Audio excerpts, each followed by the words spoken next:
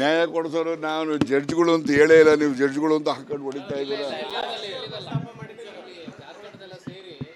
ಬೇರೆದಿರ್ಬೋದೇನೋ, ಒಟ್ಟು ನಾನಂತೂ ಹೇಳಿಲ್ವಲ್ಲ. ನಾನು ಈ ಪಕ್ಷದವರು ಆ ಪಕ್ಷದವರು ಇಲ್ಲಿಯವರು ಕೇಂದ್ರದವರು ಇದ್ದಾರೆ ಅಂತ ಹೇಳಿದ್ದೀನಿ, ಹೌದಲ್ವಾ?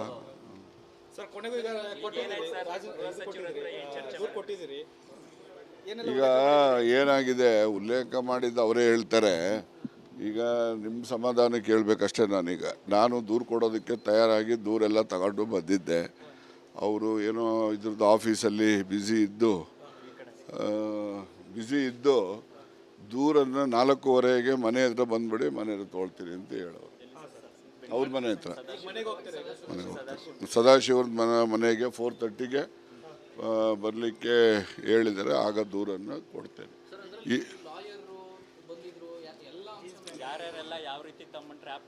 ಅದು ಕಾಪಿನೇ ಕೊಟ್ಬಿಡ್ತೀನಿ ನಿಮಗೆ, ಕಾಪಿನೇ ಕೊಟ್ಬಿಡ್ತೀನಿ. ದಾಖಲೆಗಳು ಅದು ಏನಾಯಿತು, ನಮ್ಮದು ತಪ್ಪಿದೆ ಅಂತ ಅನಿಸುತ್ತೆ. ಜನರಲಿ ನಾವು ನಮ್ಮ ಎಲ್ಲ ಮನೆಗಳಲ್ಲೂ ಕೂಡ ಇದಿದೆ, ಯಾವುದು CCTVಗಳದು. ಅದೇನು ಕಥೆನೋ ಈ ಗೌರ್ಮೆಂಟಲ್ಲಿ ಡಿಸಿಷನ್ ತೊಗೊಂಡು ಯಾರು ಮನೆಗಳಿಗೆ CCTVಗಳು ಹಾಕಿಲ್ಲ. ಏನಕ್ಕೆ ಹಾಕಿಲ್ಲ ಗೊತ್ತಿಲ್ಲ. ನಾನು ಇದಾದ ಮೇಲೆ ಚೆಕ್ ಮಾಡಿದ್ದು. ಆಮೇಲೆ ಏನಪ್ಪ ಇದು ಅಂದರೆ, ಇಲ್ಲ ಸರ್ ಯಾರು ಮನೆಗಳಿಗೆ ಹಾಕಲ್ಲ ಸರ್ ಅಂತ. ಸರಿ, ಇನ್ನೇನು ಮಾಡೋದು ಅಂತೇಳಿ, that is a labs on our part. So ಈಗ ಅದಕ್ಕೋಸ್ಕರ ಎಲ್ಲ ಒಂದು ಅಂತಿಮ ಇದಕ್ಕೆ ಏನಾಗಿದೆ ನನಗೆ ನೋಡಿ, ಅವತ್ತು ಮಾತಾಡಿದ್ದ ನೆಕ್ಸ್ಟ್ ಡೇನೇ ಮುಖ್ಯಮಂತ್ರಿಗಳು ರಿಪ್ಲೈ ಇತ್ತು. ಬೆಳಿಗ್ಗೆನೆ ರಿಪ್ಲೈ ಇರೋ ದಿವಸ ಇವೆಲ್ಲ ಗೊಂದಲಗಳು ವಿಧಾನಸಭೆಯಲ್ಲಿ ನಡೀತು. ಆನಂತರ ನಾನು ಅವತ್ತೇ ಸೇಮ್ ಡೇ ನನಗೆ 4:30ಗೆ ಇಲ್ಲಿ DC ಬ್ಯಾಂಕಲ್ಲಿ ಬೋರ್ಡ್ ಮೀಟಿಂಗ್ ಇತ್ತು.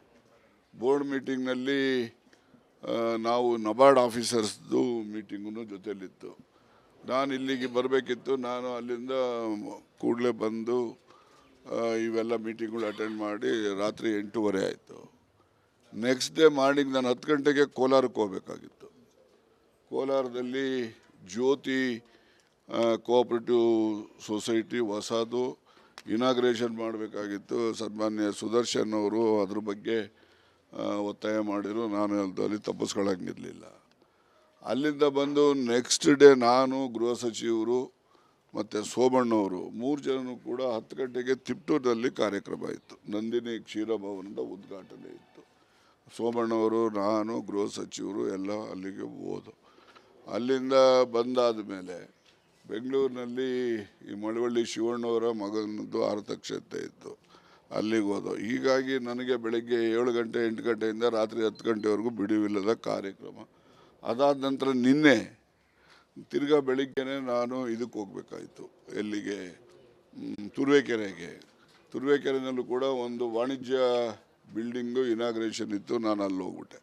ಹಾಗಾಗಿ ಇಷ್ಟು ದಿವಸನೂ ಕೂಡ ನಾನು ಒಂದು 5 ನಿಮಿಷ ಸಮಾಧಾನವಾಗಿ ಏನೂ ಬರೀಲಿಕ್ಕೆ ಅವಕಾಶ ಇರಲಿಲ್ಲ.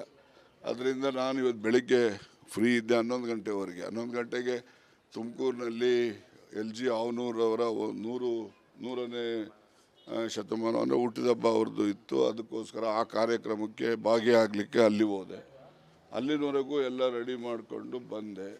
ಗೃಹ ಮಂತ್ರಿಗಳು ಎಲ್ಲಿದ್ದಾರೆ ಅಂತೇಳಿ ಪತ್ತೆ ಮಾಡಲಾಗಿ ಅವರು ಇಲ್ಲಿ ಸಿಗ್ತಾರೆ ಅಂತ ಹೇಳಿದ್ರು. ಅದಕ್ಕೆ ಇಲ್ಲಿ ಬಂದೆ ಕೊಡಲಿಕ್ಕೆ. ಈಗ ಅವರು ಅಧಿಕಾರಿಗಳು ಅವರ ಕಾಲೇಜಿನಲ್ಲಿ ಚರ್ಚೆ ಮಾಡ್ತಾ ಇದ್ದಾರೆ. ಅವ್ರ ಜೊತೆಯಲ್ಲಿ ರಾಜಣ್ಣ ಇದ್ರ ಬಗ್ಗೆ ಒಂದು ಕೆಲಸ ಮಾಡೋಣ, 4:30ಗೆ ಮನೆಗೆ ಬಂದ್ಬಿಡಪ್ಪ ಅಂದರು. ಆಯಿತು ಬರ್ತೀನಿ ಅಂತ ಹೇಳಿ ಬಂದಿದ್ದೀನಿ. ಇಷ್ಟು ನಡೆದಿರೋದು. ಅವರು ನೋಡಿ ತನಿಖೆ ಸ್ವರೂಪ. ನಾನು ಗೃಹ ಮಂತ್ರಿಗಳ ಜೊತೆ ಚರ್ಚೆ ಮಾಡಿದ್ಮೇಲೆ ಅವರು ಏನು ಹೇಳ್ತಾರೆ, ಮತ್ತು ನಾನು ಹೇಳಿದ್ದು ಅವ್ರು ಕೇಳೋದಿಲ್ಲ. ಅವ್ರು ಏನು ಹೇಳ್ತಾರೆ, ಅವ್ರಿಗೆ ಆದಂಥ ಇಲಾಖೆಯಲ್ಲಿ ಕೆಲವು ಮಾಹಿತಿ ಎಲ್ಲ ತರಿಸ್ಕೊಂಡಿದ್ದಾರೆ ಈಗಾಗಲೇ.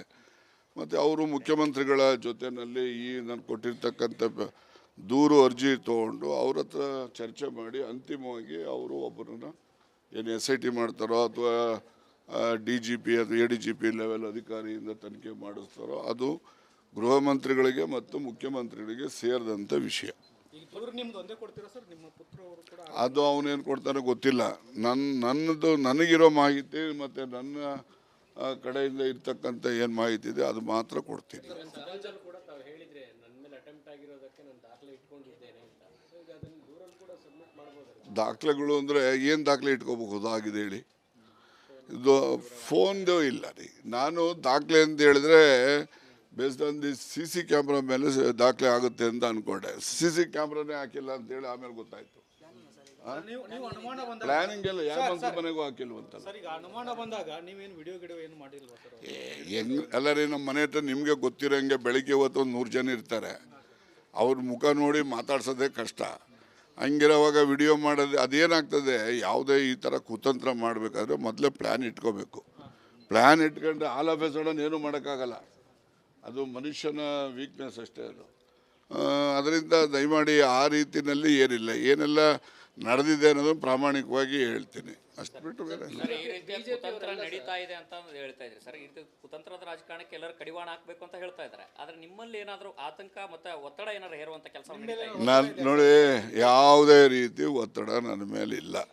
ಯಾರು ನನಗೆ ಒತ್ತಡ ಮಾಡುವಂಥ ಪ್ರಯತ್ನವೂ ಮಾಡಲ್ಲ. ನಾವು ಯಾರು ಹೇಳಿದ್ರು ಕೇಳೋನಲ್ಲ ಅಂತ ನಿಮಗೂ ಗೊತ್ತು, ಎಲ್ರಿಗೂ ಗೊತ್ತು.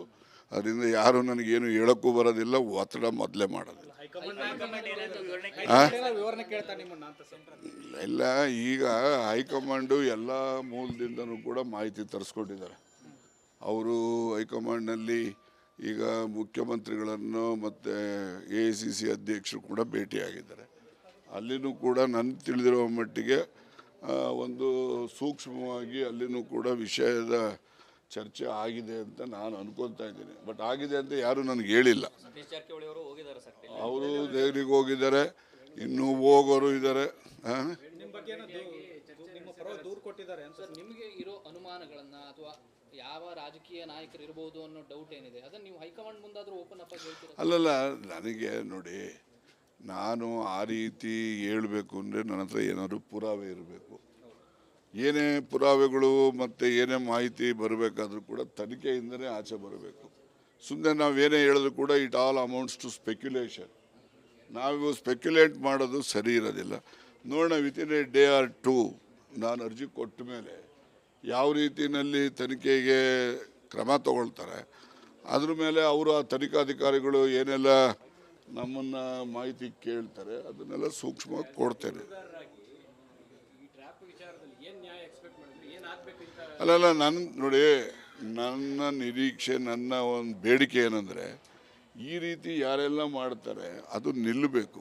ನಾಳೆ ಇವತ್ತಿಂದ ಯಾರ್ಯಾರ ಮೇಲೋ ಮಾಡೋರೆ, ಈಗ ನಮ್ಮ ಮೇಲೆ ಪ್ರಯತ್ನ ಮಾಡ್ತಾರೆ, ಮುಂದೆ ಇನ್ಯಾರ ಮೇಲೂ ಆಗಬಾರ್ದು.